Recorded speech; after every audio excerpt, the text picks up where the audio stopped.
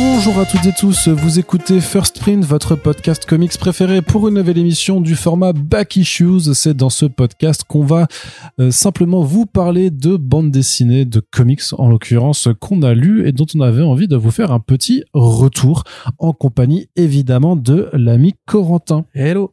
Comment vas-tu, Corentin ? Bah ça va et toi ? Ça va très bien, je t'en remercie. Un peu moins de pollen depuis la dernière fois. Oui, bah maintenant c'est la pluie du coup, ça chasse le pollen, c'est bien. Moi les cervicales vont pas forcément beaucoup mieux, mais j'ai pris rendez-vous avec un kiné, enfin une kiné en l'occurrence, celle qui m'avait aidé pour mon genou. Voilà, ma vie est passionnante et je me casse des trucs parce que je suis vieux. C'est ça, c'est vraiment deux pépères sur un canapé. Voilà, c'est ça. Bientôt ce sera juste... Oui, alors moi, voilà, j'ai mes premiers genoux qui craquent. Ah, les rhumatismes, voilà, gars, les rhumatismes, je t'en parle même voilà. pas. Hein. Et puis, proctologue, hein. Si vous saviez. Allez, les hémorroïdes, les contrôles de la prostate et tout ça, c'est pour bientôt dans un prochain podcast. Mais voilà. On ne peut plus. Et bon appétit, bien sûr. On ne peut plus passionnant. Mais avant de vous parler de tout cela, peut-être qu'on va juste parler de comics. Ce sera plus simple. Je pense que c'est mieux. Après, les gens peuvent moins s'identifier. On pourrait faire un podcast santé. Avec Oui. toutes les merdes qui nous arrivent. C'est vrai. C'est vrai, effectivement, c'est quelque chose où chacun dans chaque numéro, quelqu'un pourrait venir nous raconter ces petits problèmes de pépère, quoi. Et voilà, comme ça, on se sent tous vieux, tous ensemble. Non, on va plutôt vous parler de bande dessinée puisque on vous l'a promis et on tient notre promesse toujours. C'est indéniable là-dessus. Oui. Il y a pas. Peut-être que du coup, à un moment donné, tu vas arrêter de le dire. Non, parce que je veux que les gens, je veux dire, j'y tiens. Vraiment, j'y tiens. Ça fait une petite dizaine. Non, je sais pas, faudrait que je regarde. Ça fait deux bons mois qu'on a bien repris. Ça fait 2 bons mois, ouais. Ouais, qu'on a bien repris le rythme. Et donc, je tiens à préciser que voilà, il y a quand même eu des périodes de jachère et que là, on est dans une période d'abondance. Oui. En tout cas, du côté de ce format-là. Pas du côté des commentaires. Nous voulons des commentaires. Commentez sur Spotify. Sur Spotify, vous pouvez commenter sur Spotify, sur YouTube, sur notre site, sur le Discord. Sur le Discord, vous pouvez. Il faut que j'aille lire les commentaires du Discord. Faut aller. Bah, surtout que c'est pas des commentaires, c'est des messages, c'est de la discussion vraiment. Wow, des débats. Et pour le coup, non, on a déjà 372 personnes sur le Discord. Vous pouvez nous rejoindre. Il y a un lien dans la description de ce podcast normalement qui est illimité. Enfin voilà, sans vous faire des copains qui parlent comics quand vous n'en avez pas. Exactement, mais voilà, mais on parle de tout, on parle des actualités, on parle des comics qu'on a lus, on s'échange les dédicaces qu'on a récoltées. Voilà, il y a tout un tas de sujets qui sont abordés. Et donc, on pourra aussi ouvrir un channel, les pépères. On pourra parler de nos rhumatismes.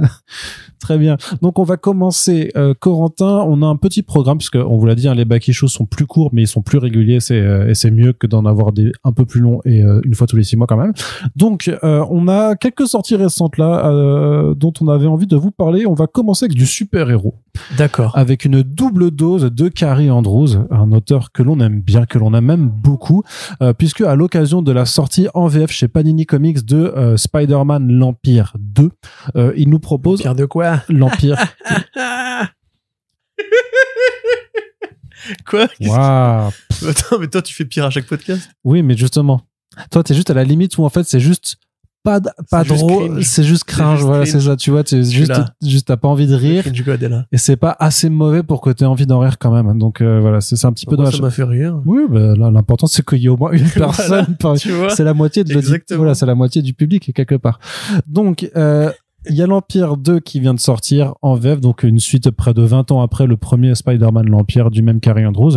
Donc une suite à cette version futuriste et un petit peu déprimée de l'univers de Spider-Man. Et donc Panini Comics a fait un petit coffret où il propose les deux Spider-Man l'Empire, sachant que c'est la première fois que le premier volet est édité vraiment en cartonné dans ce format-là, puisque la toute première édition qui datait de il y a aussi bientôt presque 20 ans, c'était il me semble du souple, et que l'autre édition récente qu'on vous avait déjà recommandé à l'époque, hein, sur l'Empire, c'était à 6,99 je crois, ou 5,99, oui. C'était dans la collection des 60 ans de Spider-Man, je crois, à l'époque, quoi. Donc on vous en avait déjà parlé pas mal, à petit prix là. Ouais, c'est ça. Ouais. Donc et c'était en plus c'était le semi-cartonné là qui était quand même plutôt sympathique, avec la DA qui était minimaliste et tout. Non, c'était des chouettes collections. Couleur, un seul dessin. Ouais, des chouettes collection, mais donc là on est surtout là pour vous parler de l'Empire 2, puis on va quand même juste en remettre une couche pour vous rappeler que l'Empire en tant que tel c'est vachement bien, donc n'hésitez pas à vous jeter dessus. Corentin, est-ce que tu nous fais un petit peu vite fait les présentations? Alors l'Empire, le premier, c'est Spider dans un monde futuriste très très très inspiré par le Dark Knight Returns de Frank Miller. Peter Parker a pris sa retraite, il est veuf, Mary Jane n'est plus de ce monde, et les super vilains et les super héros de New York ont globalement disparu. La ville est tenue par les bureaucrates corrompus qui ont sous leur botte la police et l'argent. Et une milice qu'ils appellent l'Empire. Voilà, exactement. Et pour mettre fin à la criminalité pour de bon, ils prévoient d'installer le web, donc une sorte de... La toile. La toile en français, effectivement. Une sorte de bouclier laser au-dessus de New York pour isoler la ville et enfin installer un état-nation dictatorial totalitaire dans lequel les gens n'auraient plus d'échappatoire, etc. Mais où ils seraient protégés de tout. Le fameux compromis, sécurité égale fin de la liberté. On connaît très bien ce problème-là dans le présent. Et du coup, Spider-Man revient et combat les forces, les méchants, découvrant au final que le grand boss de fin, je n'ai peut-être pas spoilé pour ceux qui n'auraient pas connu cette série, qui effectivement a été mal éditée en France ou peu disponible, mais le boss de fin curieusement pas assez disponible. Après, quand ils ont fait les 60 Spider-Man, ils en ont profité pour le rééditer justement parce que c'était quelque chose qui était plus très disponible. Mais c'est vrai que c'est curieux de se dire, après c'est parce que nous on l'aime beaucoup, mais je sais pas quel accueil il avait reçu en France lors de sa première publication, mais peut-être pas non plus très fort, ce qui fait que c'est peut-être pour ça qu'il avait pas été plus réédité que ça par rapport à d'autres récits qui ont connu 20 rééditions.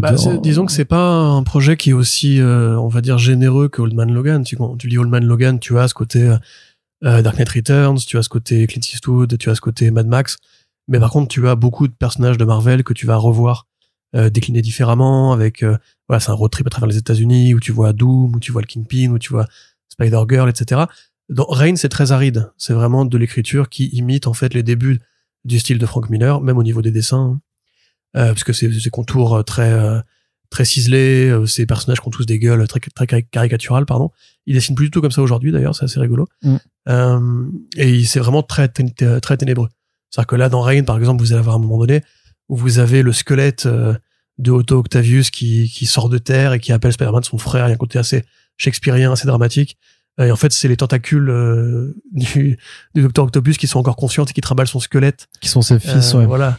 Comme une sorte de fantôme assez guttural. C'est vrai que c'est très macabre, en fait. C'est très macabre, et effectivement, la BD a fait polémique, puisque on t'explique, grosso modo, c'est un peu comme dans Watchmen, où on te dit que le Docteur Manhattan est radioactif, qu'en fait, c'est pas un spoil, on en parlait, ça, je pense. Non, mais surtout, c'est un aspect c'est pas un détail crucial de l'histoire, quoi. Oui, et puis c'est un détail qui fait beaucoup parler et puis ça a 20 ans, quoi, donc bon. Voilà. En fait, on t'explique que Spider-Man, l'araignée qu'il a piqué, l'a rendu radioactif lui-même, d'où ses pouvoirs. Son sang, sa salive, ses fluides, d'une manière générale. Et qu'en fait, le fait que Mary Jane vive avec lui et l'embrasse, et couche avec lui, etc., a fait qu'elle a développé en fait une forme de cancer qui a fini par la tuer à cause de l'exposition aux radiations. Et du coup, beaucoup de gens avaient fait la blague à l'époque. Le sperme de Spider-Man, il a tué Mary Jane.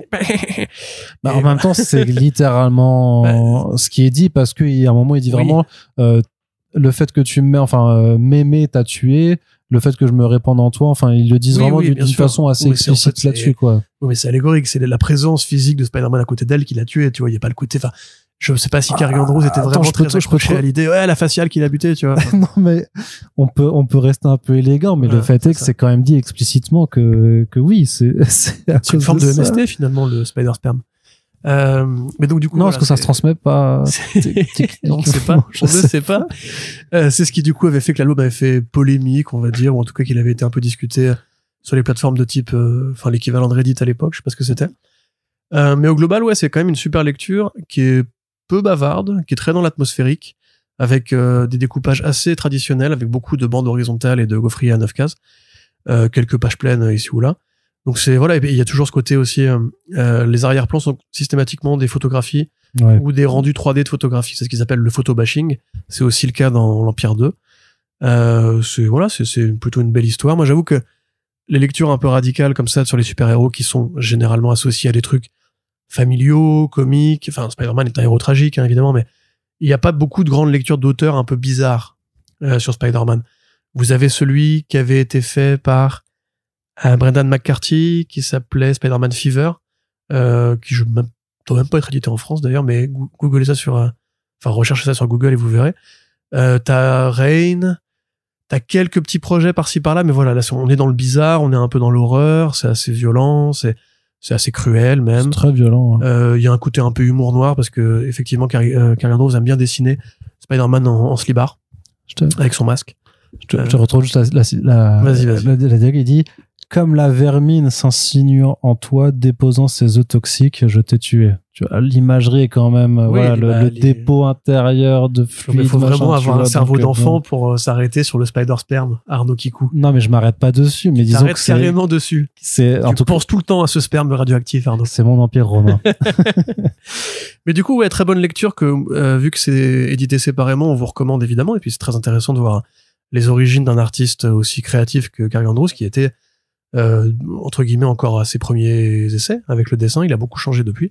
C'est dans ses premières années, ouais, c'était pas... Oui, bah c'était effectivement comme 2007, c'est ça. Donc oui, ça fait un petit moment maintenant. Après, donc il a fait ce qu'on sait, Iron Fist, Renato Jones, Amazing Fantasy, merci. Et justement, c'est bien qu'on parle d'Amazing Fantasy puisqu'on avait fait, je crois, un back issue sur le sujet à l'époque. Oh oui. Et j'avais dû dire un truc du style la caractérisation de l'oncle Ben ne me va pas du tout. Oui. Je pourrais dire la même chose de quasiment tous les personnages de Spider-Man l'Empire 2. Alors, résumé synthétique.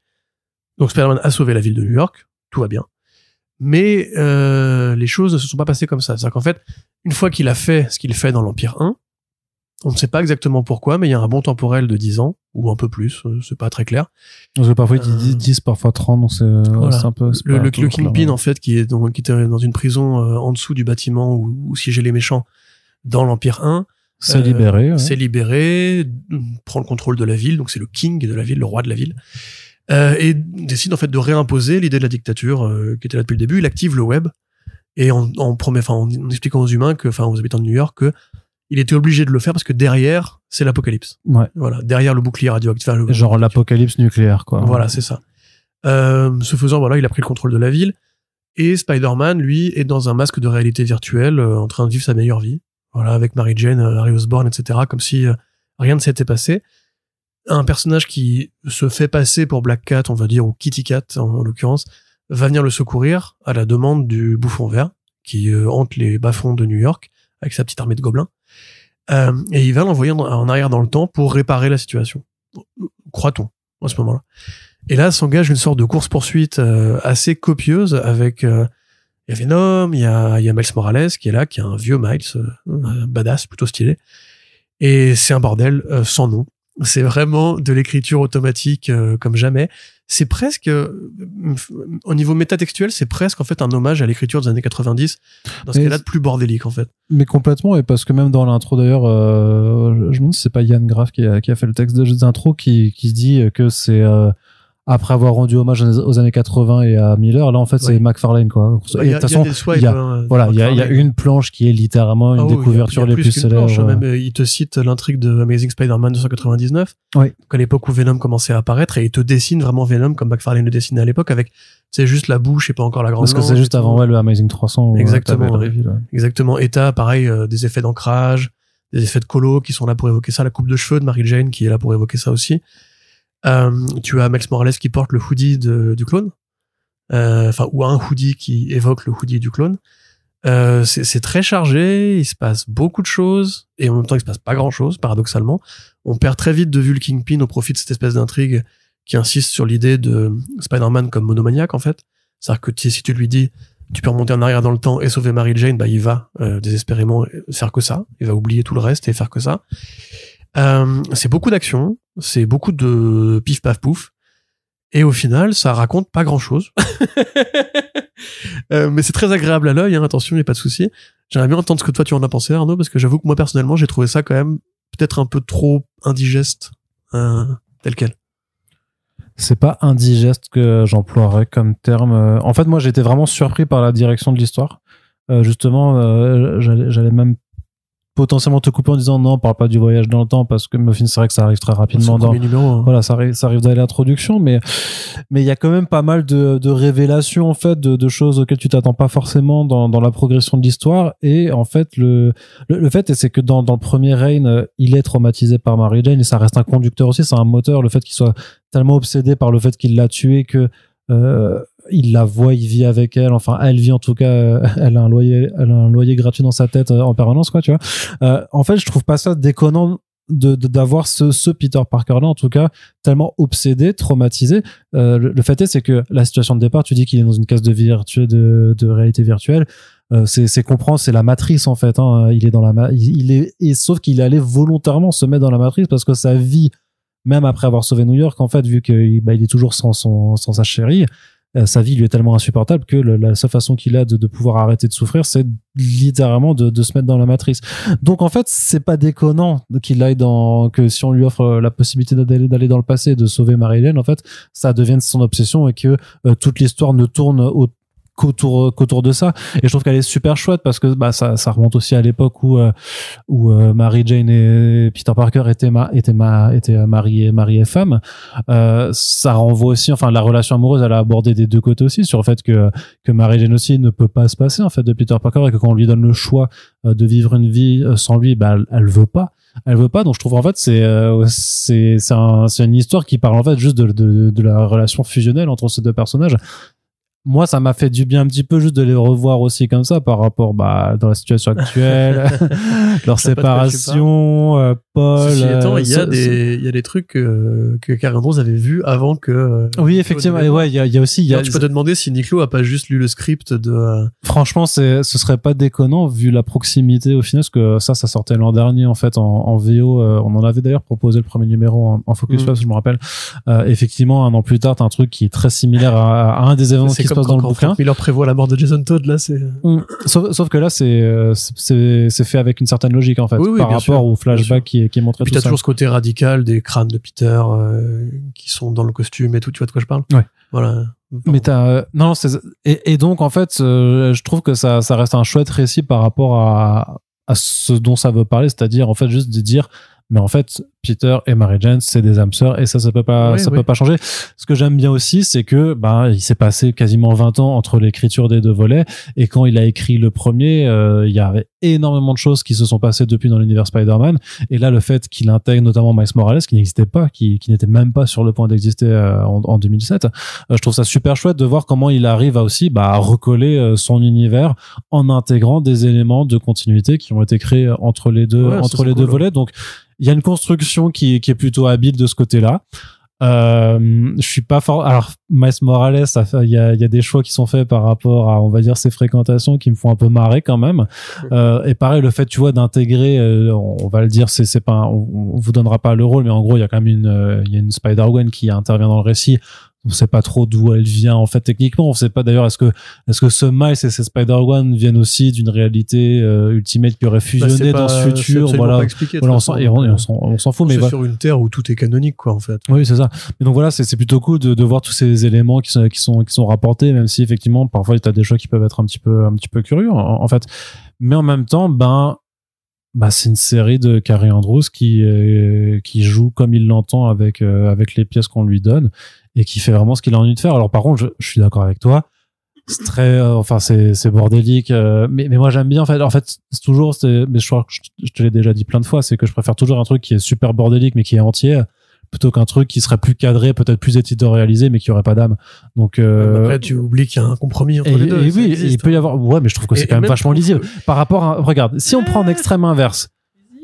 Dark Knight's Metal, tu vois, pour moi, c'est le truc où Scott Snyder, il est en roue libre totale, il fait tout ce qu'il a envie de faire, mais il n'y a pas de contrôle éditorial et du coup, ça devient vraiment indigeste. Là, je trouve que on est aussi dans un truc où il fait beaucoup de choses qu'il a envie de faire, mais c'est vachement plus digeste. C'est un auteur-dessinateur, là, et du coup, il n'y a pas...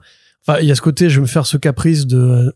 Et puis après, chercher McFarlane et Bagley sur leur terre à eux. Ce qui, du coup, effectivement, ça a fait des très belles planches. Si vous aimez le muscle... Vous avez un Miles Morales bien Stockma. Vous avez le Venom bien Stockma d'avant et tout.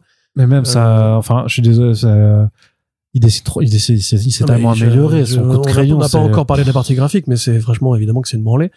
Tous les designs. En plus, il arrive vraiment à mettre tous ces. Alors juste, je précise, ce n'est pas de l'IA que vous avez dans le premier numéro. Enfin, en tout cas, c'est ce qu'ils ont dit. Carrie Andrews, il bosse avec le même coloriste depuis 20 ans, qui est Brian Lovell.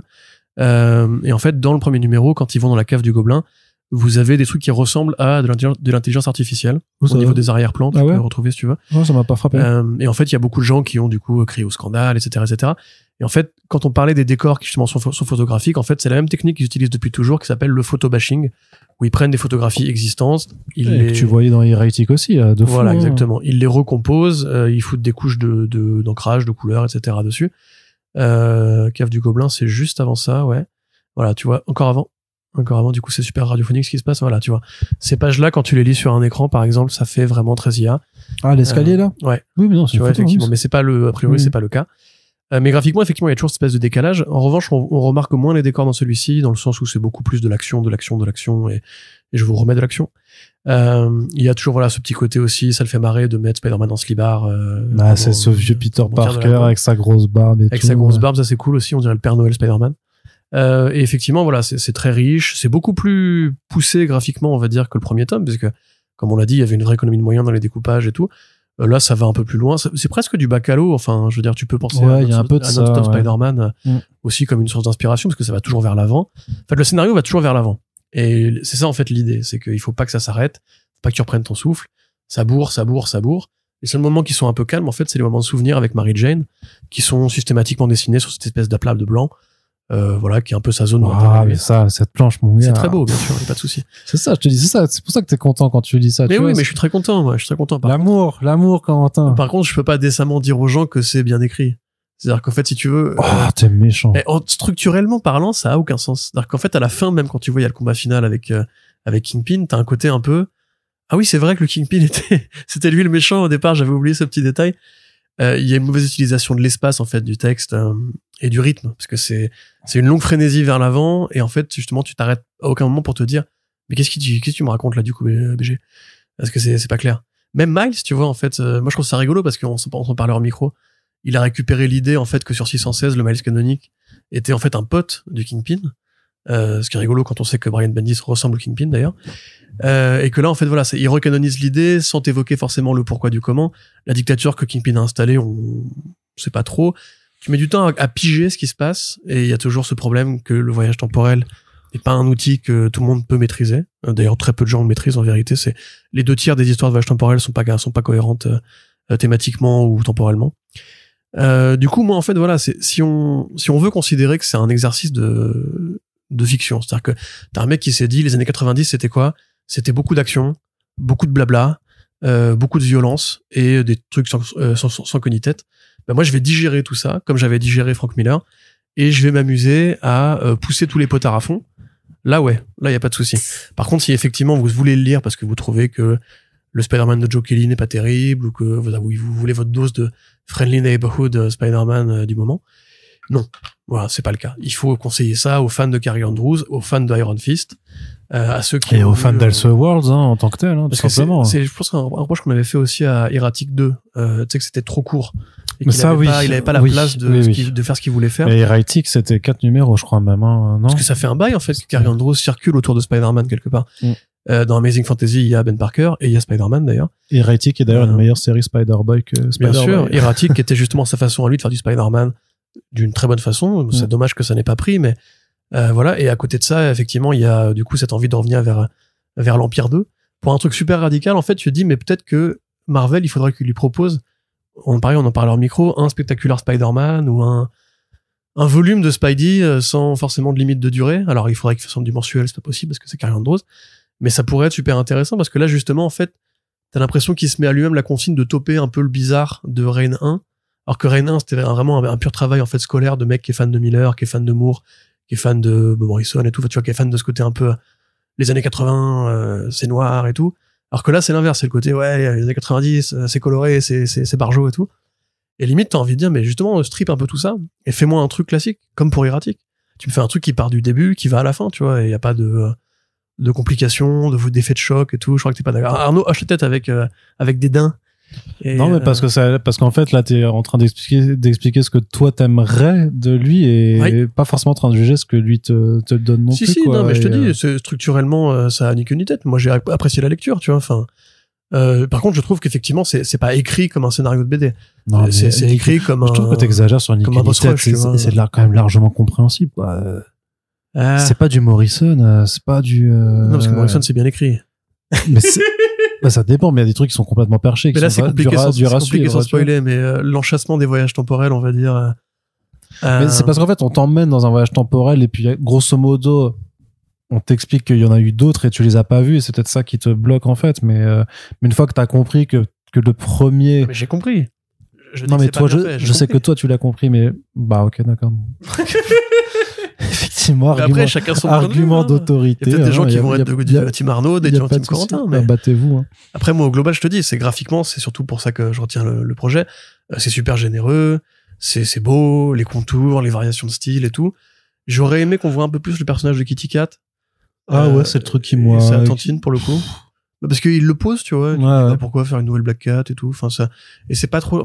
Ça pas, pourrait être la base d'une nouvelle série, en fait. Tu vois ce que je veux dire? Un truc en 12. Après, ça, c'est la question que je me pose. Est-ce que c'est vraiment. Parce que là, du coup, on te le propose en diptyque, dans un coffret.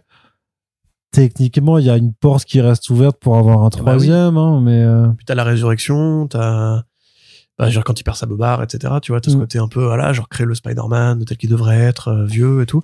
Et au final, ça s'arrête et limite tout est résolu, tu vois. Et du coup, pour moi, mais après, c'est dans toutes les BD de Carrie Andrews, il y a toujours pour moi une limite dans son écriture. Mais là, en l'occurrence, ça me dérange pas parce que justement, l'Empire de base, le premier, c'était déjà un truc qui était une proposition radicale en fait. Du coup, là, tu te dis, quitte à ouvrir la radicalité, tu peux aller plus loin, tu peux aller même dans la forme, tu peux aller plus loin. Donc après, je trouve un peu dommage d'avoir fait des petits albums, par contre.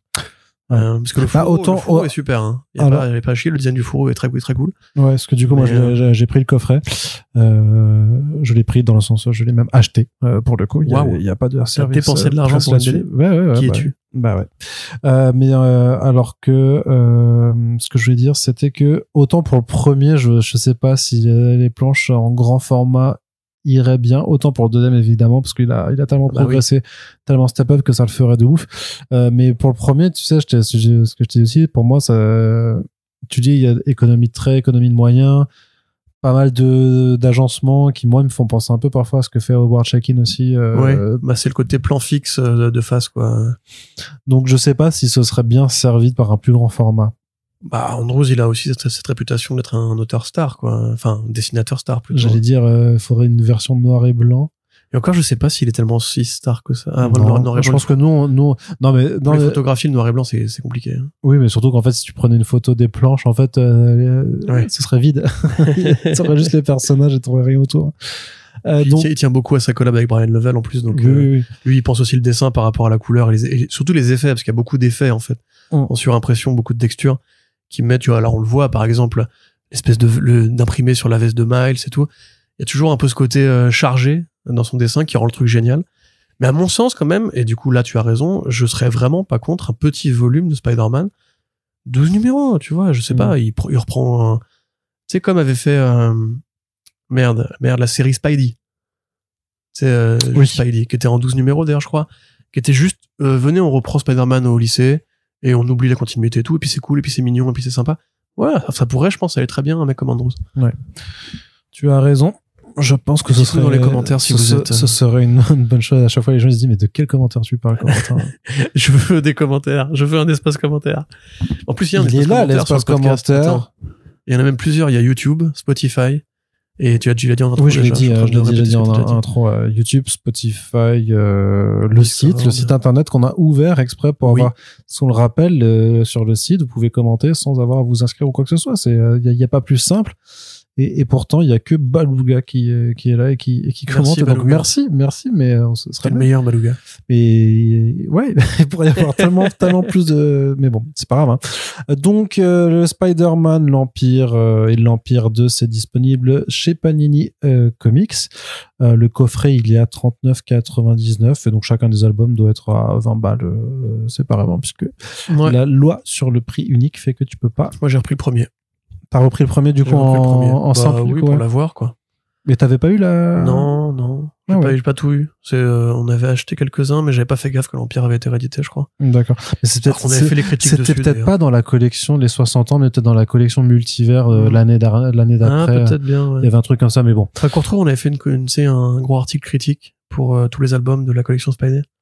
Ouais. Faudrait qu'on revoie. Oui, bref, tout à fait. Oui. Peu importe. Bref, oui. Donc, la suite, Arnaud. La suite, Corentin, on va passer du côté de l'indé. Alors, on va commencer par celui qui, a priori, aura le moins, Il y a du positif, hein. Il y a du positif. Pas que du positif. Donc, de toute façon, voilà. On avait parlé dans le dernier Back Issue de Barnstormers de Scott Snyder et Tula Lotay chez Delcourt. Et donc, Delcourt qui continue avec du Scott Snyder. Décidément, ils ont envie de vous proposer toute sa bibliographie qu'il est en train de faire chez Best Jacket Dead Press avec ces titres qui sont sortis aux États-Unis notamment en partenariat avec Comixology, donc dans leur gamme de Comixology Originals, publié pour partie chez Dark Horse par la suite en version physique.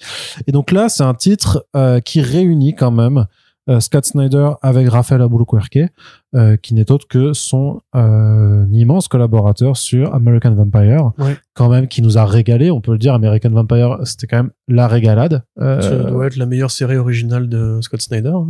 Avec Witches. Ah, Witches, c'est plus court. C'est un tome pour l'instant. Non, mais ce qui est bien avec American Vampire, c'est que c'était sur le long terme, c'est quoi. Une vraie série Vertigo, enfin, on dirait aujourd'hui une ongoing indé, ce qui n'existe plus vraiment en plus aujourd'hui. Mais effectivement, même Albuquerque a beaucoup changé au niveau du crayon depuis. Ouais, c'est moins griffonné, j'ai l'impression, c'est plus... c'est moins travaillé dans les détails aussi, malheureusement. Ouais. Donc, ça s'appelle Duck and Cover. Oui. Corentin, de quoi ça parle? Ça parle de cinéma, ça parle de monstres, ça parle d'invasion des Russes, ça parle de plein de trucs à la fois. Donc ça se passe dans les années 50. Alors le titre Duck and Cover, c'est en référence à une vraie vidéo informative, en fait, à l'époque où la guerre froide bat son plein, commence, il y a la peur nucléaire, les gens craignent effectivement que les Russes, les Soviétiques, l'Empire soviétique bombarde les villes américaines, et Cuba aussi, etc. Enfin, bref. Et du coup, on fait des vidéos informatives pour expliquer aux gens ce qu'il faut faire en cas d'attaque nucléaire. Et donc le Duck and Cover en question, qui représente une petite tortue, qui montre aux enfants ce qu'il faut appliquer comme geste salutaire en cas de bombardement, effectivement, on te dit, si jamais une explosion arrive, il faut que tu te planques et il faut que tu te couvres la tête, enfin que tu te protèges la tête. Et en l'occurrence, on faisait répéter ça aux gamins, hein, si vous avez vu le film Panique sur Florida Beach, qui s'appelle Matinée, le film de Joe Dante, excellent film d'ailleurs au demeurant. On voit justement les élèves qui répètent le geste de Duck and Cover en dessous de leur bureau. Il y avait aussi des procès d'évacuation, etc. Donc c'était vraiment symptomatique de la peur nucléaire, puisque ça se passe à cette période-là. Le héros, en l'occurrence, est un jeune homme noir qui aspire à devenir réalisateur. Il a grandi avec le cinéma de science-fiction, d'action, de western, etc. Il filme des petits courts-métrages avec ses copains quand il est petit, comme dans Super 8. Super 8 est inspiré de la vraie vie de J.J. Abrams et de Matt Reeves. Si vous ne le saviez pas, dans ce film, il y a Abrams et Matt Reeves petit. C'est-à-dire que J.J. Abrams a rencontré un extraterrestre qui passe en mode gentil en clignant des yeux. Absolument. Et son père était Cal Chandler. Ça, on ne sait pas, Cal Chandler est vraiment le père de J.J. Abrams dans la vraie vie. Franchement, c'est fou, on savait pas ça. Est-ce qu'il était pas un peu éclaté ce film quand même? Il était génial, t'es ouf. Super 8? Ouais. C'est un super film. Super 8, super film. Le truc des yeux, ça m'a vraiment tué. Je plus le truc des yeux, par contre. C'est parce que l'extraterrestre, il est méchant, et puis t'as le gamin qui lui fait le discours, faut être gentil, et d'un coup, ses paupières, en fait, elles s'ouvrent, et t'as des yeux ronds de chapeauté qui apparaissent, et vraiment, c'est éclaté. Je m'en souviens pas du tout. C'est éclaté. Je me souviens que la photo était belle. J'avais soufflé, mon gars, tellement fort. D'accord. Voilà. Arnaud avait soufflé devant Super 8 parce que les yeux de chat de l'alien. Vous apprenez plein de choses sur les goûts d'Arnaud Kikou qui n'aime pas les aliens qui ont des yeux de chat. Donc on revient au truc. Il se fait agresser par un clébard qui appartient à un junkie local et on lui demande, plutôt que sa famille porte plainte contre le junkie, on lui demande à lui de s'excuser parce que c'est un noir dans les États-Unis des années 50. Ce faisant, après, il grandit avec un côté un peu revanchard. Il devient projectionniste en drive-in. Et oui, les gars, le héros est un projectionniste. Nous sommes légion. En l'occurrence, c'est n'importe quoi parce qu'il projette un drive-in avec un projecteur 16 mm. Enfin, je veux dire, c'est complètement con. Enfin bref, c'est un autre débat. Donc, bref, avec une bande d'adolescents qui représente un petit peu toutes les gammes de registres de fiction qu'on peut associer aux années 50. Voilà, il y a la bikeuse un peu, il y a le gros balourd, il y a l'enfoiré du coin, il y a le geekos qui lit beaucoup de magazines de SF et de comics, etc., etc. Ils vont être en retenue parce qu'ils ont provoqué une bagarre au drive-in. Ça, c'est le côté un peu Breakfast Club. Et là, d'un coup, tac, les soviétiques attaquent. Les soviétiques ou les aliens, on sait pas du tout, puisque c'est un mélange, en fait, de plein de trucs. C'est une BD extrêmement... C'est trop rigolo parce qu'en fait... Si on parlait de bordélique avant... Oui. On y est aussi, là, je crois. En fait, t'as un moment donné, donc le héros veut devenir réalisateur, hein. On se rappelle, il veut aller à Hollywood, c'est pour ça qu'il devient projectionniste, il aime bien le cinéma et tout. T'as un moment donné dans la BD où il est au volant d'une bagnole avec la meuf un peu gothique, enfin pas gothique, un peu punk, un peu punk rebelle, ouais. Elle lui dit, mais toi, t'es un suiveur, t'as aucune idée originale dans la tête. Et je me demande si c'est pas en fait Scott Snyder qui s'est regardé dans un miroir, parce que franchement, dans cette BD, il y a aucune idée originale. Non, mais c'est une lettre d'amour, hein, du coup. Duck and Cover. Donc encore une fois, j'ai dit Panique sur Florida Beach, le même référent avec le côté hommage au cinéma de Roger Corman, hommage au vieux film de SF des années 50. Il y a Les Fourmis je crois que c'est Them, qui s'appelle, le film qui était sorti en 54. L'attaque des fourmis géantes. L'attaque des fourmis géantes, Them ou Ant, l'un des deux. Vous avez aussi donc la Guerre des Mondes, hein, évidemment. Voilà, vous avez littéralement même d'ailleurs les plantes rouges qui grimpent sur les bâtiments, comme dans la Guerre des Mondes de Spielberg. Vous avez donc qu'est-ce que je disais? Vous avez Red Dawn, enfin l'Aube rouge de John Milius, un film dans lequel justement les soviétiques attaquent les États-Unis et c'est une bande d'adolescents qui doivent les combattre. Et oui, ça existe aussi. Matez ce film si vous voulez, il est très très drôle. En fait, il n'y a pas un soupçon d'originalité, et il y a du Archie Comics aussi, ça c'est important de le dire. Vous avez à la fin un bel hommage à Archie Comics, où ils sont dans un diner, tous et tout. Chacun des chapitres porte le nom d'un genre de cinéma. Et là, tu sens Snyder qui est chez lui en mode genre, putain, je suis trop intelligent. Et les personnages sont très empruntés. Enfin, c'est les personnages de John Hughes, quoi. C'est la bande d'ados. Ils ont tous un peu le même complexe par rapport au fait de devenir adultes, et leur enfance était compliquée, mais ils viennent du même petit patelin. Enfin, c'est vraiment les personnages du Breakfast Club, quoi. Et du coup, bah, c'est tellement, en fait, un gloubi-boulga de références. Je me suis demandé, même s'il avait pas foutre un cache-œil à son héros, donc qui est Borgne, hein, pour faire un hommage à John Ford, mais je sais pas si Scott Snyder connaît John Ford. Parce qu'il y a un numéro qui s'appelle Western, mais il n'y a pas une scène de western dedans. Ouais. Il y a aussi des petits côtés un peu Lovecraftiens. Enfin bref, et même des hommages à Rencontre du troisième type. Enfin, c'est une BD de cinéphile pour les gens qui n'aiment pas le cinéma, on va dire. Non, mais je le dis ça avec amour. Il y a plein de gens qui n'aiment pas le cinéma. Regardez Arnaud Kikou, par exemple. Faut savoir que tellement fait. Mars Attack aussi. Arnaud, il force pour que je regarde Event Horizon, alors que moi, je lui ai conseillé 20 films même 100 films depuis qu'on se connaît, il en a regardé 0. Hein, si, il y en a forcément que j'ai regardé en plus.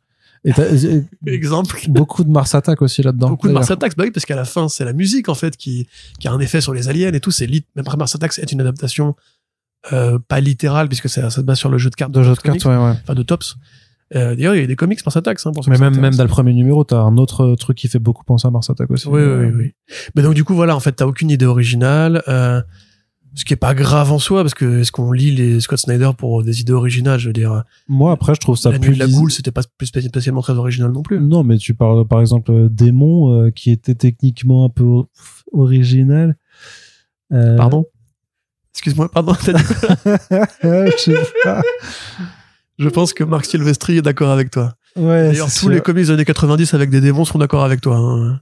Non, mais du coup, on est d'accord avec toi aussi. Enfin, j'essaie de voir, alors, qu'est-ce qu'il aurait fait de réellement original. J'ai pas encore lu White Boat, donc. Barnstormer, c'était relativement original. Il y a pas 40 BD sur le. Enfin, si, il y en a quelques-unes, mais le côté Bonnie and Clyde plus non, c'est pas original du tout. Non.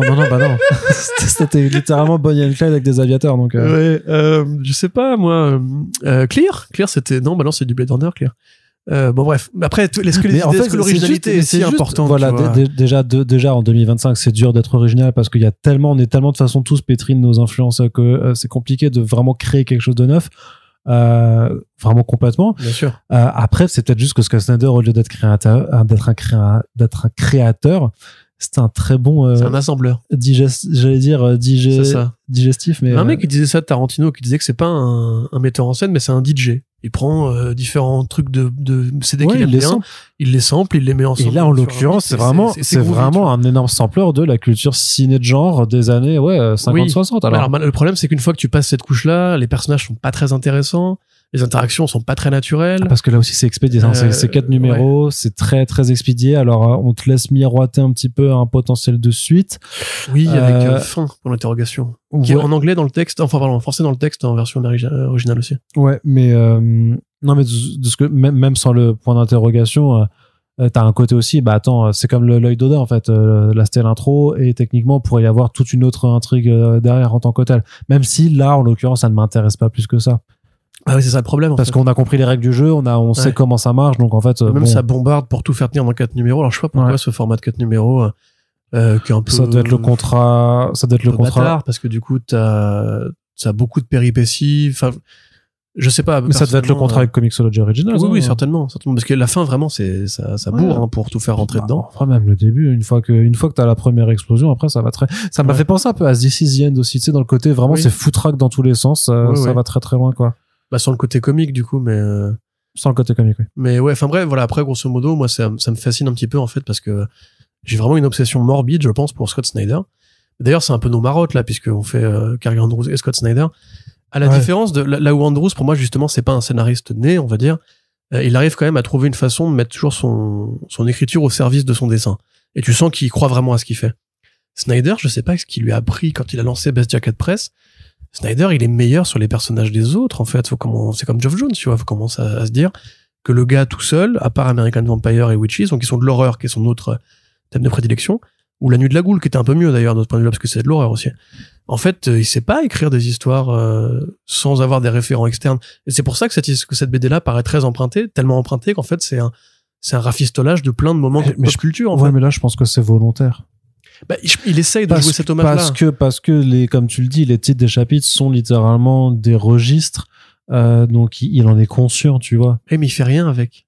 Tu vois, enfin, il fait rien. Cela dit, moi, j'aime bien le discours qu'il a sur la SF dans ce chapitre-là, particulièrement en disant beaucoup de gens assimilent simplement, bon, la SF, c'est les robots et les monstres, mais en fait, ça nous parle de nous, ce truc. Et il fait donc tout un laïus pour te dire qu'en fait, ça nous parle de nous, de nos travers, tout ça. Puis après, à la fin, il fait, bon, et il y a aussi les robots, les gros monstres, et ça me fait marrer, en fait, d'avoir cette... Ça, c'est pareil, c'est marrant, mais c'est du discours. C'est pas performatif. C'est-à-dire qu'en fait, si tu veux, lui, sa BD, est-ce que ça te fait penser à qui tu étais ou tu vois, enfin, je veux dire, c'est comme si dans un très bon film, on te parlait d'un autre film qui était meilleur, tu vois, tu dis, un très mauvais film, pardon, on te parlait d'un autre film qui était meilleur, tu dis, oui, du coup, t'as vu ce film, je suis content pour toi, mais toi, justement, tu me dis que la SF, ça devrait nous inspirer à nous regarder nous-mêmes, etc. C'est pas ce qu'il fait, là, tu vois. Mais parce que c'est pas de la SF. Bah, Les Gardes des Mondes, c'est de la SF, hein. Ouais, mais il y a un mec, comme tu dis, il y a un mélange après, c'est parce que c'est juste un assemblage, quoi. C'est juste Scott Snyder qui dit, et en fait, voilà, moi, ce que j'aime dans la pop culture. Vraiment, tu vois. Et alors, effectivement, on sait que Scott Snyder aime la pop culture, donc on n'a pas besoin de duck and cover pour en savoir plus. Et c'est livré dans un enrobage, putain, j'arrive pas aujourd'hui, qui est assez sommaire en tant que tel, tu vois, qui va se lire d'une traite, qui sera effectivement très dans le côté, mais juste divertissant. En plus, voilà ce que j'aime de ce qu'il y a de divertissant dans la pop culture, tu vois, sans aller forcément dans le réflexif. Et donc, bah, en fait, tu vas te retrouver avec une mini-série qui est dans le pur divertissement. Ça va d'un point à un point B, et en vrai, tu t'attends, t'es surpris juste de toutes les directions entre temps qu'il y a, mais il y a pas de grande surprise générale sur la direction. Et donc voilà, t'as été diverti, t'es content parce que Albuquerque dessine pas trop mal et qu'il a plein de trucs différents à dessiner. Bon, dans 3 mois, t'auras oublié cette lecture. À la fin de la semaine, je pense. Oui, c'est pour être gentil. Mais non, mais moi, je tenais à ce qu'on en parle parce que justement, on parle. Oui, parce que c'est toi qui ça m'a surpris d'ailleurs que tu me dises, je veux qu'on parle de ça. Après, j'avais le premier numéro, moi, seulement au départ, et le héros était projectionniste, donc ça me faisait kiffer. C'est pareil, mais si t'es Oscar Michaud, John Ford et tout, bref, peu importe.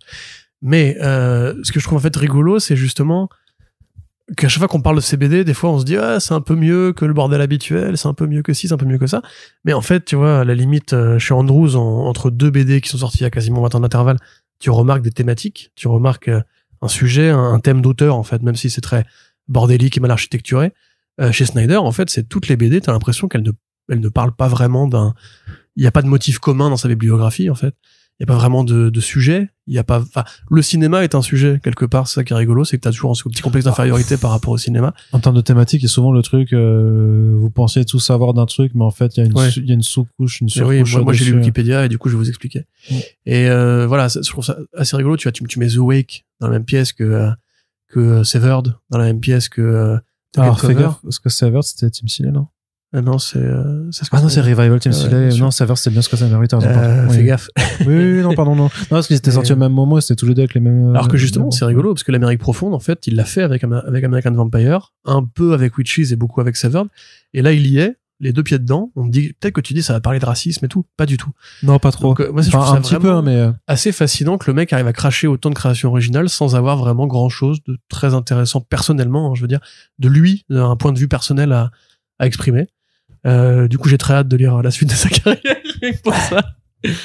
Voilà, je voulais pas juste défoncer le bouquin, hein. Je trouve qu'il est quand même assez intéressant dans ce qu'il dit justement de l'état de carrière dans lequel Snyder est actuellement. Ouais, c'est ça. Tu vois, à la limite, Jones, il y a peut-être plus de thématiques dans l'œuvre de Jones, paradoxalement, alors que c'est des BD qui sont un peu qu'on compte, tu vois, mais quand tu mets par exemple, on en parlait l'autre jour là, Redcoat avec Geiger, l'autre, Giancarlo Joe et Geiger. Oui, t'as quand même ce truc, les États-Unis, les soldats, le mystère de qui dirige le monde et tout, tu vois.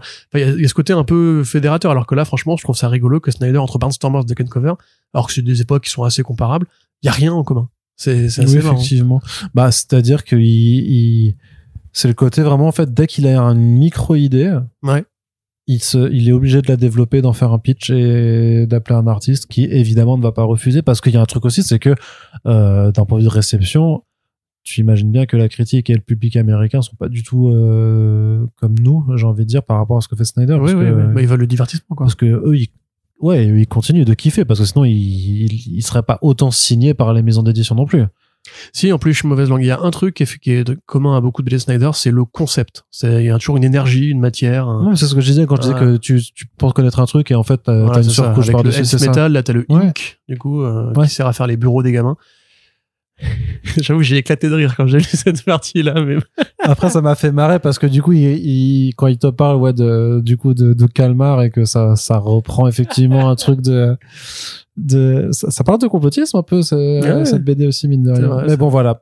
Pas forcément de recommandations, mais tu vois, moi, je suis chez nos collègues de Bubble, il y a des lecteurs qui ont mis 4 étoiles au truc, donc ça plaît aussi à des gens. Donc écoutez, si vous savez que vous êtes fondamentalement opposé à notre façon d'apprécier les BD, c'est très certainement... Enfin, la mienne, parce que Arnaud est pas forcément toujours de mon avis. Non, mais en l'occurrence, là, je sais que je reconnais avec toi que c'est pas bien terrible, quoi. Donc, ça reste quand même disponible aux éditions Delcourt pour 17,50 €. Et on va déjà terminer ce Back Issues avec une autre création indé, mais que celle-là, a priori, elle trouve un peu plus écho, auprès de l'ami Corentin. Ça s'appelle Origine. C'est donc le nouvel album grand format sorti chez 404 Graphiques. Ce n'est donc pas du comics, c'est du roman graphique. L'artiste est européen, donc c'est presque du franco-belge. Exactement. Et qui a moins, tu vois, sur la page Bubble, il est moins bien noté que Duck & Cover. Il faut éliminer Internet. Il a seulement 3,3. Il y en a même, il y a des haters parce qu'il y en a 2 qui ont mis 2 étoiles, quoi. Waouh. C'est un peu méchant, ça, quand dur. même. C'est juste la moyenne, je suis pas d'accord. Après, tu sais, ce n'est pas parce qu'ils sont nombreux qu'ils ont raison, comme dirait l'autre. Ça, c'était dans Bernard Werber, les Thanatonautes. Et voilà, exactement. Donc, Corentin. Oui. C'est une série concept qui a été imaginée par 3 personnes qui sont Arash Hamel, Joseph Oxford et Lee Tollenkrieger, et qui a été ensuite scénarisée par Clay McLeod Chapman avec le dessin d'un certain Jakub Rebelka, qu'on a déjà vu chez 404, puisqu'il a fait Judas et Le Dernier Jour de Howard Phillips Lovecraft. Oui, et donc là, c'est une continuité. Hein. Donc là, on le retrouve. En fait, on remonte le temps. C'est-à-dire que Le Dernier Jour, c'était une création, donc c'était son dernier travail en date au moment où le bouquin était sorti chez 404. Ensuite, on a remonté le temps en allant chercher ses précédentes œuvres publiées chez Boom Studios, en l'occurrence, donc Judas, conte ésotérique, philosophique, ce que vous voulez, sur celui qui a trahi Jésus. Et puis là, on remonte encore dans le temps avec Origine, donc un titre de SF. Oui. De SF. D'ailleurs, si vous aviez apprécié We Live chez 404 aussi, il y a quelques temps, dans l'ambiance graphique, dans l'ambiance graphique, on s'y retrouve pas trop mal, quoi. Je sais pas s'il va faire le When I Lay My Vengeance Upon Thee, qui est très bien aussi, dans une sorte d'horreur, c'est de l'horreur religieuse, en fait, vachement chouette aussi, mais après son dessin a encore évolué. Hein. Ouais, c'est ça. Mais Rebelka, qui de toute façon est l'argument de vente principal, je pense, pour cet album. Corentin, peux-tu nous dire un petit peu de quoi ça parle? Parce qu'il me semble que c'est un sujet qui est un petit peu dans l'air du temps. Alors que ça, c'était sorti il y a 4-5 ans. Dans un sens, ceci étant, tu sais, Terminator était sorti il y a très très longtemps aussi, hein. Puisque ça parle donc d'intelligence artificielle. Et de l'effondrement de l'espèce humaine, donc dans un chassé-croisé qui nous concerne effectivement assez bien, puisque nous sommes en train de détruire la planète pour nourrir les intelligences artificielles. Et voilà. Littéralement, ouais. Voilà, sauf que nous, on n'a même pas un Skynet tout puissant, on a juste un truc tout pété qui sert à faire des mashups de Ghibli, quoi. Et du deepfake porn. Ça, c'est important de le signaler aussi. Mais la juridiction évolue en ce sens. Et des deepfake porn avec le style de Ghibli. Ouais. Au secours. Merci Arnaud pour cette belle image. Franchement, est-ce qu'elle est pas trop nulle, notre humanité, quand même? Ouais, non, mais c'est clair. Mais il y a un peu, d'ailleurs, un propos par rapport à ce truc-là, mais c'est très, même pas allégorique, c'est très suggéré, en fait. Alors, de quoi ça parle? Ça parle. Alors, au niveau de l'intrigue elle-même, ça parle d'un personnage qui s'appelle Chloé, un personnage féminin, qui élève un enfant qui s'appelle David, lequel enfant, jusqu'à quel point je peux décrire l'intrigue, Arnaud? Oh, je sais pas. Lequel enfant? Le moins possible, quoi. Lequel enfant elle a ressuscité en retrouvant son squelette. Ça se passe grosso modo presque 1000 ans après l'extinction de l'espèce humaine, parce que un scientifique a, comme dans Matrix, s'est émerveillé d'avoir réussi à créer une intelligence artificielle parfaite, sentiente et susceptible de rivaliser avec le genre humain. Ce faisant, l'IA en question s'est répandue, tel du pollen, dans les chromosomes du vivant, comme les plantes, le cerveau des animaux, etc. Et a donc effectivement éliminé toute possibilité pour l'humain de survivre, puisque l'IA en question a massacré les récoltes et la bouffe, etc. Et donc l'humain s'est effondré au bout de 1 an. Quelques siècles plus tard, presque 1000 ans plus tard, on découvre Chloé qui élève ce petit enfant qui va être amené à devenir une sorte de messie pour pas forcément, c'est compliqué à résumer parce que c'est pas très clair à la fin, pas forcément la résurrection du peuple humain, mais une sorte de paix plutôt, c'est effectivement assez matrixien dans ce sens-là, une sorte de paix entre la vie organique et la vie mécanique, ou la vie informatique, technologique, voilà. Donc voilà, après effectivement sans spoiler, ça va être un peu compliqué, mais ça c'est pour l'intrigue elle-même. Les thématiques parlent plutôt en fait de la survivance de la vie en fait à travers les problématiques qu'on rencontre nous actuellement. Donc, par exemple l'extinction du vivant, pas que le nôtre, mais l'extinction de la biosphère, etc. Ça parle beaucoup de l'être aussi, je trouve. Ça parle beaucoup de l'identité effectivement et de la transition de ce qu'on lègue, de qui nous sommes, de ce qu'on crée aussi. Ça parle pas mal de comment dirais-je, ça parle un peu de religion quand même. Et je sais, c'est assez intéressant d'ailleurs qu'il ait fait Judas après, puisqu'il y a une vraie portée biblique dans ce projet. Le héros s'appelle David. Oui, voilà, David, 3e roi d'Israël, qui sera le père de Salomon, etc., qui combat Goliath avec l'affront. Salomon, ouais, Salomon. Pardon. Bon, après, peut-être qu'en hébreu, c'est Solomon, je sais pas. Solomon Kane, je sais pas, peut-être. Mais, je crois que c'est, comment il s'appelle déjà, c'est Daoud, chez les musulmans, David. Voilà, parce que les textes sont communs, pour ceux que ça intéresse. Donc oui, voilà. Et même l'héroïne qui s'appelle Chloé. Alors, je sais pas si c'est volontaire, mais Chloé, dans la mythologie grecque, c'est le prénom de Déméter, la déesse du renouvellement des saisons. Du coup, il y a aussi ce côté. C'est sûrement pas innocent. Donc voilà, c'est un projet qui parle de pas mal de choses, tout en étant assez dirigé, puisqu'en fait c'est une longue fuite en avant, c'est un périple en fait, c'est une odyssée biblique justement dans le sens où le personnage va. C'est un exode, ouais. C'est un exode. Le personnage va vieillir en cours de l'intrigue, entouré par des robots qui eux ne vieillissent pas, et il va les mener une sorte de combat. Il y a même des scènes qui sont vraiment le discours sur la montagne et tout. Il a cette espèce de parure très Moïse avec la beubare, les cheveux très Jésus. Et à l'inverse, il combat justement. Enfin, c'est assez anti-créationniste aussi parce que ça t'explique grosso modo que l'être humain est en train de créer sa propre fatalité, mais que cette fatalité est peut-être salvatrice aussi. Tu vois, c'est qu'en fait, si tu veux, oui, tu vas créer un truc qui va bousiller l'espèce humaine, mais en même temps, tu crées quand même de la vie. Et la vie alimente la vie se renouvelle, la vie s'alimente, la vie se perpétue. Donc c'est assez intéressant. Moi, j'avoue, j'ai préféré ce projet-là justement à When I Lay My Vengeance Upon Thee. Pas terminé, mais pas terminé quand même. Au niveau graphique, en tout cas, attention, parce que justement, c'est agréable de retrouver ce Rebelka peut-être plus classique, dans le sens où son dessin aujourd'hui va plus vers l'abstraction, de plus en plus vers un expressionnisme en fait qui est très détourné, très déformé. Là, mais qui est peut-être plus à propos quand tu parles d'un truc de possession, de trucs très ésotériques et démoniques, alors que là, on est dans un truc un peu plus concret, quoi. Mais même par rapport à Judas, il y a plus de décors dans celui-ci. C'est vrai que c'est une esthétique qui me plaît beaucoup. C'est chargé. Alors aujourd'hui, on dirait à la The Last of Us, parce qu'on a que cette référence-là pour le post-apocalyptique apparemment. Mais c'est très vert, c'est très bleu. Eh bien, moi, j'en ai une autre. Ah. Nier Automata, mon gars. Ah, tu insistes notamment beaucoup, parce qu'on est dans un moment, on arrive sans en dire plus, dans une sorte de village de robots.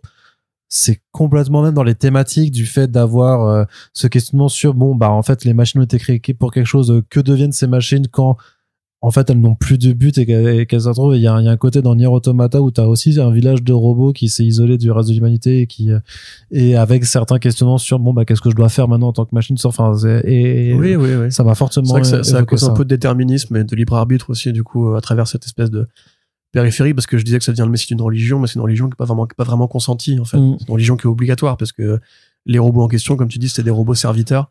Et sans humains, du coup, pendant 1000 piges, ils ont pas oublié leur programmation. Même si après, on t'explique qu'il y a quand même une forme d'évolution qui se crée parce que, encore une fois, c'est le parcours de la vie. La vie évolue et tu n'es jamais la même personne avant, milieu, à la fin. Mais du coup, ouais, graphiquement, c'est peut-être l'un des plus beaux projets de Rebelka, à mon sens. Vraiment, les premières planches, je sais pas si c'est parce que je suis un éco-anxieux convaincu, mais moi, l'idée, justement, que finalement, quand on ne sera plus là, la nature, ce qui va arriver, attention, hein, la nature finira par reprendre ses droits, et que, etc. J'aime beaucoup les environnements de science-fiction qui proposent justement cette lecture beaucoup plus naturaliste. Ouais. Et là, tu vois tes planches qui sont assez... Comme The Last of Us. Mais The Last of Us, oui, mais c'est un bon exemple. The Last of Us, c'est très joli. Hein. Pardon, c'est très joli, hein, The Last of Us. C'est juste que, bon, The Last of Us, faut qu'on arrête de citer The Last of Us dès qu'on voit du lierre sur un bâtiment, quoi. I Am Legend, il y en avait aussi. Je suis une légende, non, c'est très urbain. En fait, là, il y a un peu de nature, mais c'est très gris.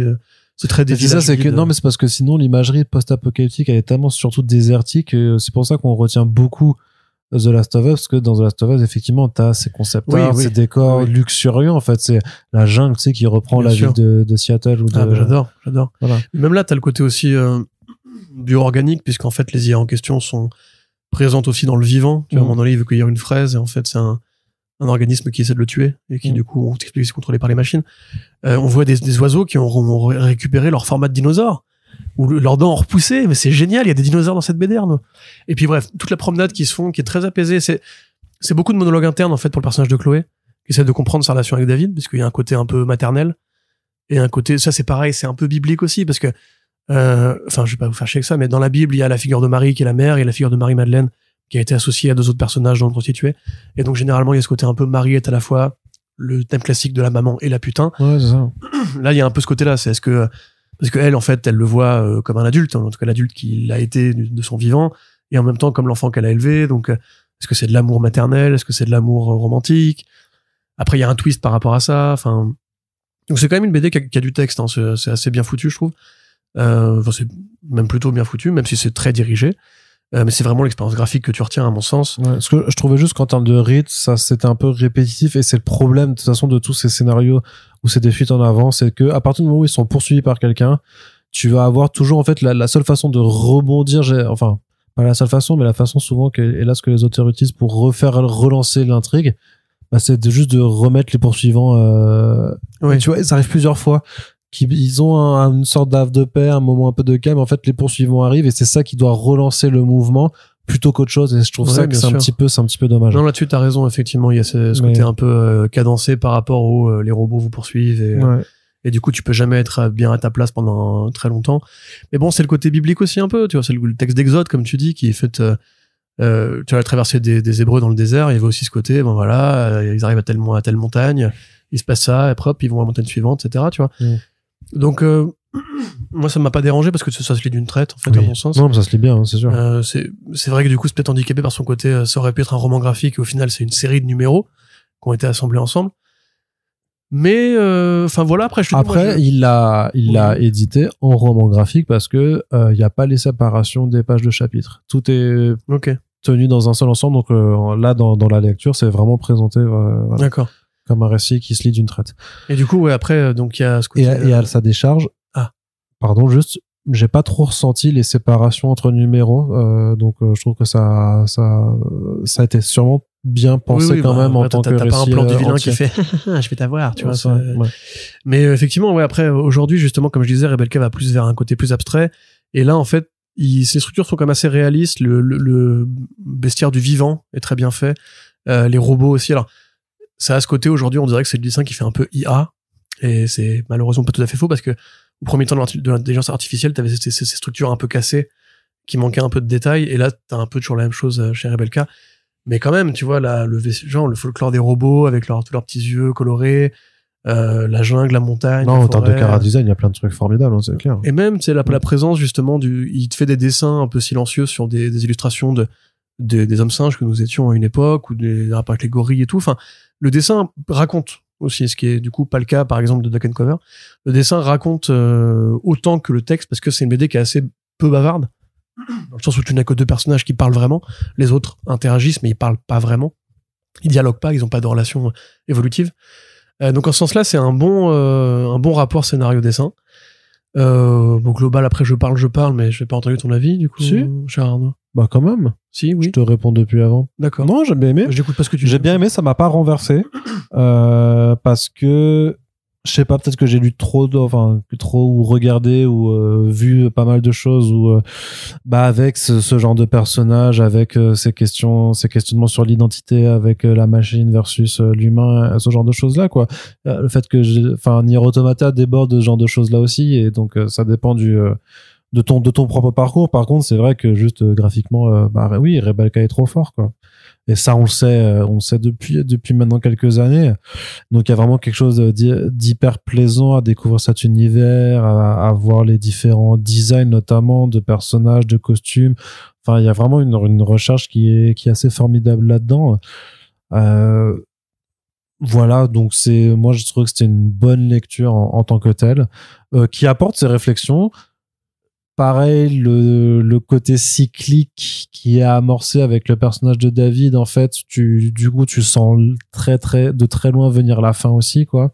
Oui. Voilà, donc je trouve c'est dommage parce que, c'est pas dommage, mais voilà, je trouve que c'est quand même qu'il y a pas mal de facilité aussi d'écriture, en fait, là-dedans, qui font que le tout n'est pas aussi imprévisible que pouvait l'être un Judas, par exemple, tu vois, parce que c'est écrit par complètement quelqu'un d'autre et sur d'autres thématiques aussi. Bah, c'est sûr que il y a pas non plus 40 BD qui racontent l'histoire de Judas Iscariote, donc les rapports de comparaison sont plus compliqués. C'est sûr. Non, mais c'est plus par rapport à la direction dans laquelle ça, laquelle ça allait, une facilité, la fin, c'est l'aboutissement du message, en fait. C'est le moment où justement, c'est compliqué sans spoiler, mais c'est le cycle. Oui, c'est la scène de fin de 2000 ans l'Odyssée de l'espace où t'as le bébé qui redevient le vieil homme, tu vois. Enfin, c'est basique. Enfin, c'est basique. C'est assez logique, mais c'est tout le rapport de la BD, en fait, c'est de dire. Voilà, donc si t'as vu 2001, tu connais. Quoi. Oui. C'est ça ce que je te dis. La porte te dit, en fait, la vie ne va pas s'éteindre et la vie va constamment évoluer jusqu'au moment où il y aura plus humain, robot et de ce point de vue-là, c'est assez apaisant, je trouve. Parce que justement, ça te pose un discours sur les robots que t'as pas forcément l'habitude de voir. Parce qu'on a plein de films de robots gentils, de séries de robots gentils, de robots esclaves, martyrisés par l'humain, etc. Non, par contre, c'est clair que par contre, le coup des robots qui se cherchent dès qu'ils voient David, en fait, se retrouvent une raison d'exister. Ça, par contre, j'ai grave kiffé, en fait. Non, ça, même le discours bien, quoi. de l'IA va pas nous remplacer, mais inversement, en fait. Tu vois, il y a ce côté un peu à la toute fin. Peut-être que tu peux, qui est encore une fois très Matrix, c'est vraiment compliqué sans spoiler. Bouchez-vous peut-être les os, non. Bref, dans Matrix, vous avez. C'est la fin de ce podcast, on spoil. Quittez le podcast si vous voulez pas vous faire spoiler. On espère que ça vous a plu. 3 fois rien en plus. Hein. Voilà. Maintenant, Corentin, il va spoiler dans 3, 2, 1. C'est bon, voilà. Donc à la fin, dis ce que t'avais à dire. À la fin de Matrix 2, vous avez ce moment où Neo se réveille et il sent les machines. Il perçoit les machines. Parce qu'il a été au code source de la matrice, et en fait, on t'explique que l'élu n'est pas une prophétie, mais un bug. C'est un bug systémique, en fait, que tu peux pas contrôler. C'est un humain qui devient plus qu'un humain, autre chose qu'un humain, etc. Et en fait, c'est ça le message de Matrix. C'est que les gens disent Matrix 1, c'est le meilleur, et les autres ne servent à rien. C'est des gros cons, ceux qui disent ça. Pardon, excusez-moi, si vous dites ça. Arrête d'insulter les gens. Non, mais je veux dire qu'il faut comprendre que c'est une trilogie avec un but, et le but de fin, en fait, c'est de parler de cohabitation. C'est-à-dire, on va pas s'éliminer les uns les autres, la guerre n'est pas la solution. Il faut qu'on apprenne à écouter, il faut qu'on apprenne à cohabiter, il faut qu'on apprenne à trouver la paix. C'est ça la fin de Matrix. En fait, c'est pas la fin, n'est pas on va renverser les machines et gagner, reprendre le contrôle de la Terre. C'est pas possible. Mais c'est pas ce qui se passe? Non, à la fin, les machines et les humains sont en trêve. C'est comme ça que ça se passe. Et après, il y a le 4 qui malheureusement est pas un très bon film. Mais donc voilà, là en l'occurrence, si tu veux, c'est pareil dans le sens où la fin de Origins te dit les robots ont essayé de nous éliminer. David revient. Son but ne va pas être de réactiver l'espèce humaine, ce qu'il ne fait pas en fait. Ce qu'il ne peut pas faire. En fait, son but. À part sinon, ça aurait tourné dans un truc trop bizarre de Adam et Ève en fait, tu vois. Ouais. Mais bon, avec sa mère qui serait sa femme. Du coup, sa mère devient sa fille, donc c'est rigolo. En fait, à la toute fin, justement, on te dit que les IA qui sont devenues microscopiques, etc., ont fini par infecter les cellules organiques, en fait, et que du coup, on peut recréer du vivant, qui est à la fois du vivant et de l'organique, ouais. Voilà. Et du mécanique. Et ça, en fait, c'est l'évolution finale du truc qui te dit, dans un monde fermé comme la planète Terre, qui est le seul espace dans l'univers qui accueille de la vie, que l'on sache, c'est forcément comme ça que ça doit arriver. Et de ce point de vue-là, en fait, justement, ce côté, on va pas réussir à battre ChatGPT, on va pas réussir à battre OpenAI.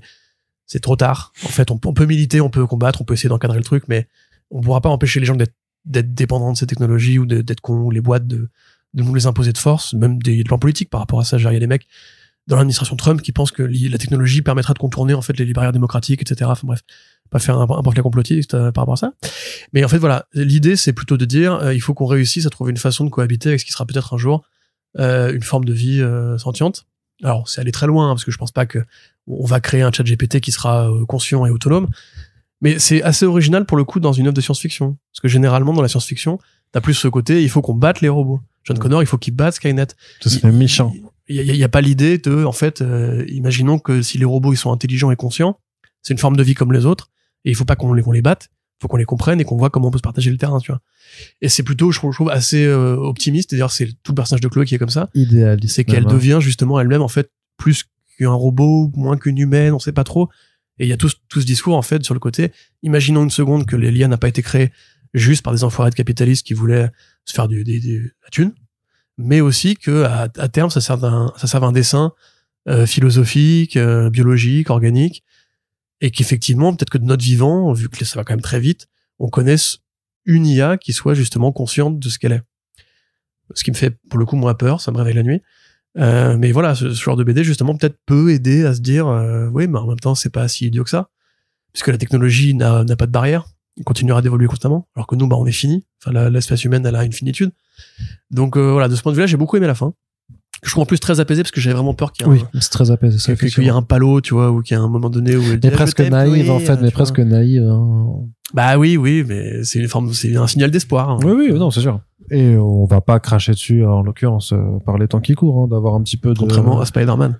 Et on y revient. Est-ce que c'est pas, la boucle est bouclée également. Voilà, c'est beau. Pour ce podcast. Merci Corentin, par ce trait d'esprit. Poète. Donc, c'est disponible chez 404 graphiques pour 24,90. Et donc, vous l'avez compris, c'est plutôt recommandé parmi les 3 lectures qu'on a abordées dans cette émission.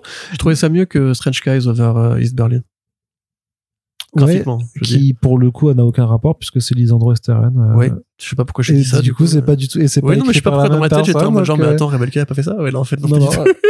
Mais c'est bien, c'est voilà donc. Pardon, désolé, Lisandro, si tu m'écoutes. Tu préfères Rebecca à Esteren.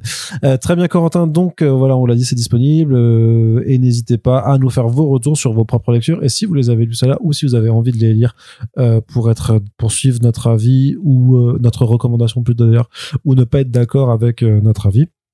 N'hésitez pas à en discuter avec nous sur les plateformes et sur notre Discord. Merci à toutes et tous de nous avoir écoutés, puis on se dit à bientôt pour le prochain podcast. Salut.